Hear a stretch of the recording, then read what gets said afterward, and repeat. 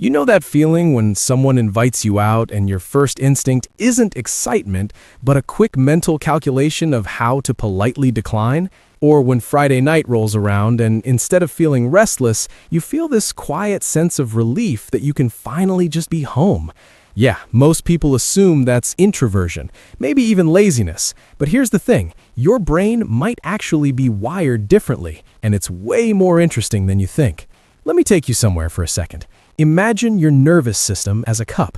Every interaction, every noise, every unexpected event fills that cup a little more.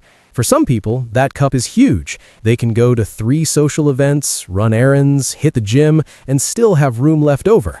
But for others, that cup is smaller, more sensitive. It fills up faster, and when it overflows, your body doesn't throw a party, it shuts down. You get irritable, foggy, drained. Psychologists call this sensory processing sensitivity, and it's not a flaw, it's just a different operating system.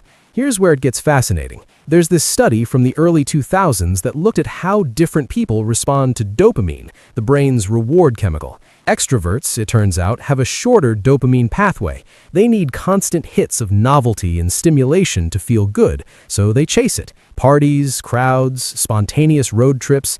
But people who love staying home, their dopamine pathway is longer and more complex. They get their rewards from low-key, internally driven activities. Reading a book, cooking a slow meal, rewatching a favorite show for the 3rd time.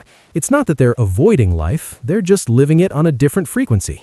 And then there's the autonomy piece. Think about it. When you're out in the world, you're performing. You're managing how you're perceived, responding to cues, navigating social scripts. It's exhausting, even when it's fun. But at home, you get to drop all of that. You're not performing for anyone. You can exist without explanation. That's not laziness, that's self-preservation. The psychologist Carl Rogers talked about the difference between your real self and your ideal self. And for a lot of homebodies, home is the only place where those two selves get to merge. It's where you stop pretending and start just being. Now, I know what you're thinking. Isn't this just avoidance? What about growth, pushing comfort zones, all that? And sure, there's a line. If staying home becomes a cage, if it's driven by fear rather than preference, that's worth examining. But here's the reframe. Choosing to stay home when the world tells you to go out is actually an act of self-knowledge. It's saying, I know what nourishes me, and I'm not going to apologize for it. That takes courage in a culture that equates busyness with worthiness. There's this beautiful concept in psychology called optimal arousal theory.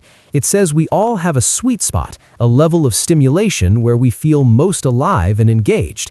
For some, that's a crowded concert. For others, it's a quiet evening with tea and a book. Neither is better. They're just different paths to the same thing, contentment. And honestly, in a world that's louder, faster, and more demanding than ever, maybe the people who love staying home aren't missing out. Maybe they've just figured out something the rest of us are still chasing. So if you're someone who lights up at the thought of a canceled plan, who feels most like themselves in their own space, don't let anyone tell you you're broken. You're not. You're just listening to a quieter signal, and that's worth honoring. Drop a comment if this resonated with you, or if you've ever felt misunderstood for loving your alone time. I'd love to hear your story.